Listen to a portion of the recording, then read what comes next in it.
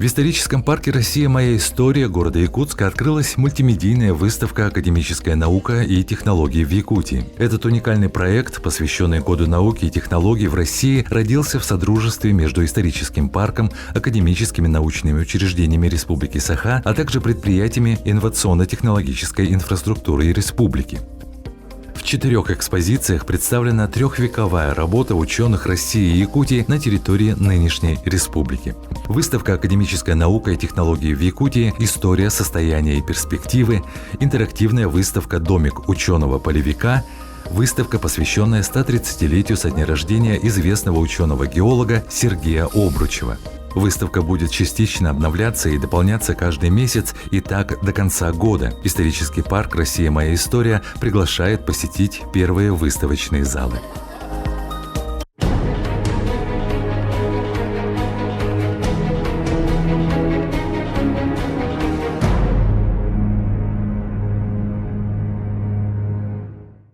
Сегодняшняя передача Саха-лекториума у нас посвящена истории и развитию академической науки в Якутии. И сегодня в нашей студии находится член-корреспондент Российской академии наук, советник Российской академии наук, очень известный в нашей республике человек, это Никита Гаврилович Соломонов. Мы очень рады тому, что он сегодня нашел время. Никита Гаврилович, расскажите, пожалуйста, ваше впечатление от выставки и, может быть, более широко об уровне развития нашей науки.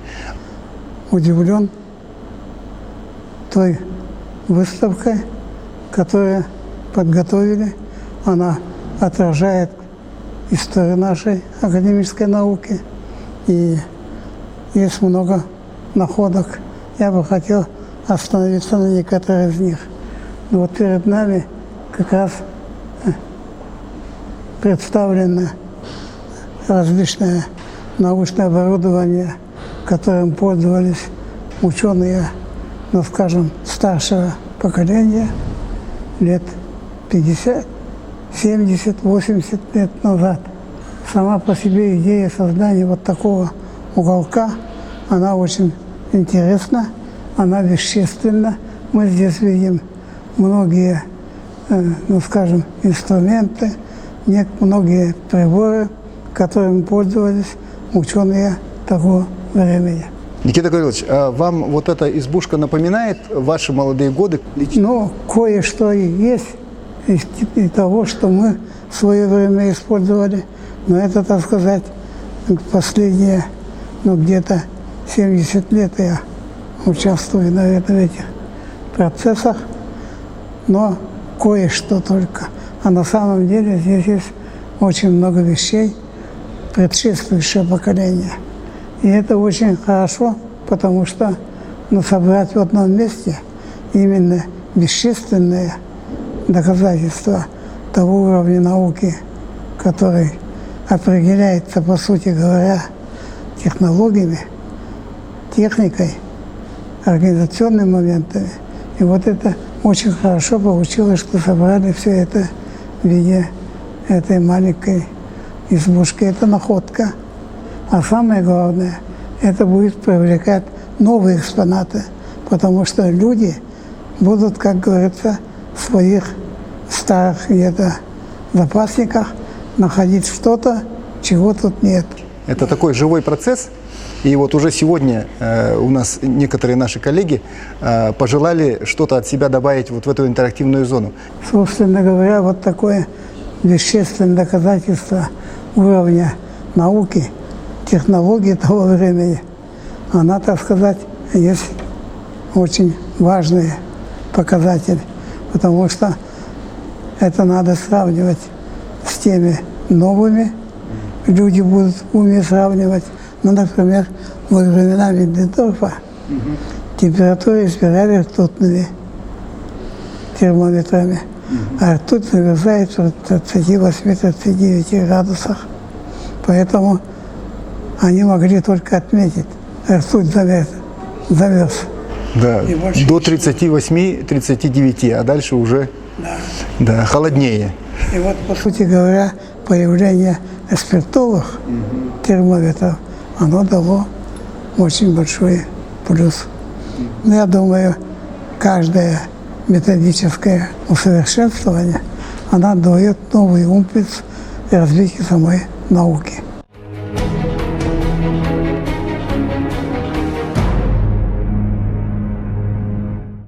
Мы говорим о том, что такому стремительному индустриальному развитию республики в самых разных областях импульсом послужила комплексная экспедиция Академии наук, которая работала здесь с 25 по 30-31 годы. И мы сегодня в рамках вот этой выставки открыли к 130-летию Сергея Владимировича Обручева, член-корреспондента Академии наук СССР, который возглавлял отдельный отряд этой комплексной экспедиции, выставку, мультимедийную выставку, и вышли на связь через Zoom-конференцию с его дочерью Татьяной Сергеевной Обручевой. Это получился очень такой хороший момент. О комплексной экспедиции. Якутская экспедиция Академии наук СССР 25-31 годов – это вообще замечательная страница нашей истории.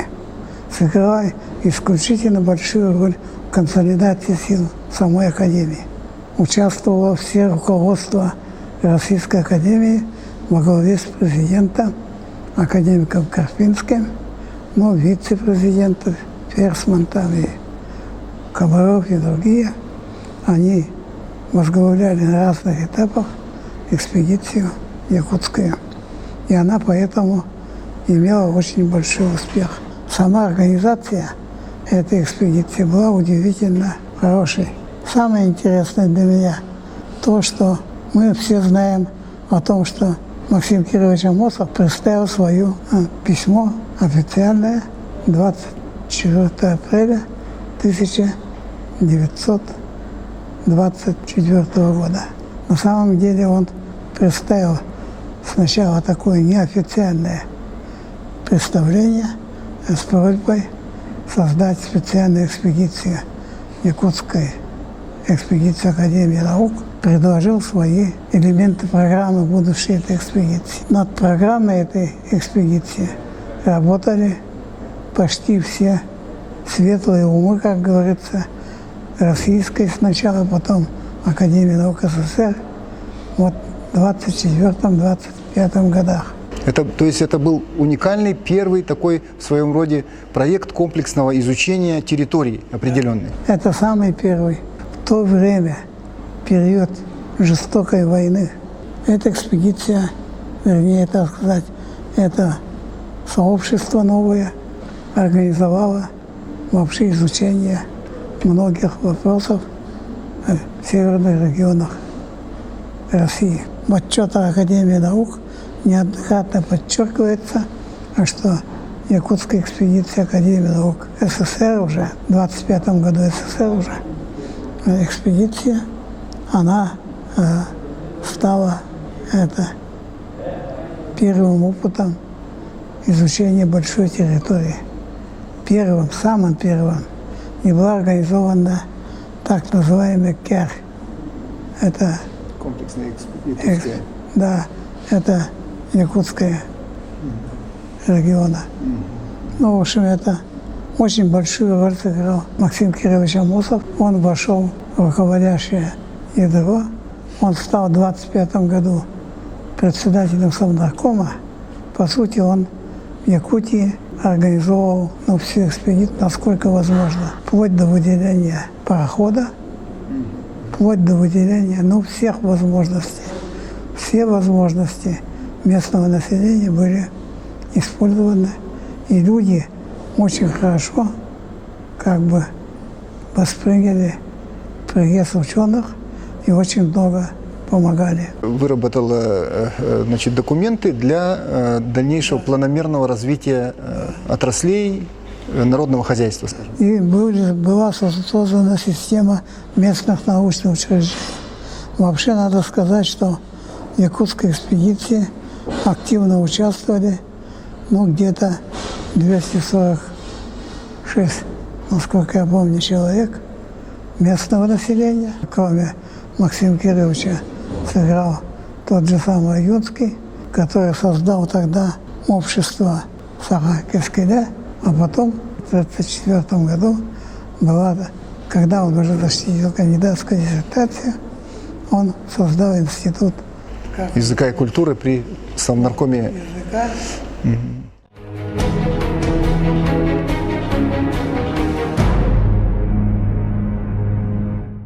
Молодому поколению что пожелаете? Молодому поколению прежде всего здоровья. В любом случае наука требует здоровья. Если здоровье – это очень важно. И здоровый человек, он не может выдержать нагрузки. А наука требует больших нагрузок.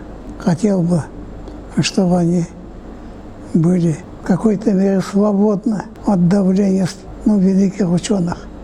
Иногда они должны проявлять такую самостоятельность, иначе нельзя. Потому что если молодые не будут осваивать новые методы, если молодые не будут, так сказать, учиться собирать факты, накоплять их, если молодые не будут осваивать новые методы, то ничего доброго из науки не выйдет. Без новых методических подходов, методологических в том числе, науке новые шаги сделать трудно. Ну и, наконец, молодые ученые должны научиться работать в коллективе. Время ученых-одиночек ушло. Вот я все хотел сказать для молодых. Хотел поблагодарить, что вы пришли к нам в исторический парк. Я думаю, что та выставка, которую мы затеяли вместе с академической наукой, она позволит многим нашим жителям и, конечно, молодежи нашей, школьникам узнать что-то много нового. Исторический парк «Россия. Моя история» Якутии приглашает на детские программы «Летние открытия с академической наукой», посвященные годы науки в России. Ваши дети не просто узнают об академической науке, а все увидят в реальности и могут сами проявить себя в практических занятиях. Мы сортировали мусор. Мне понравился квест. Из Мирного приехал сюда. И довольно интересно. Ждем вас по средам и четвергам. Запись на программу по телефону 8 914 288 48 66.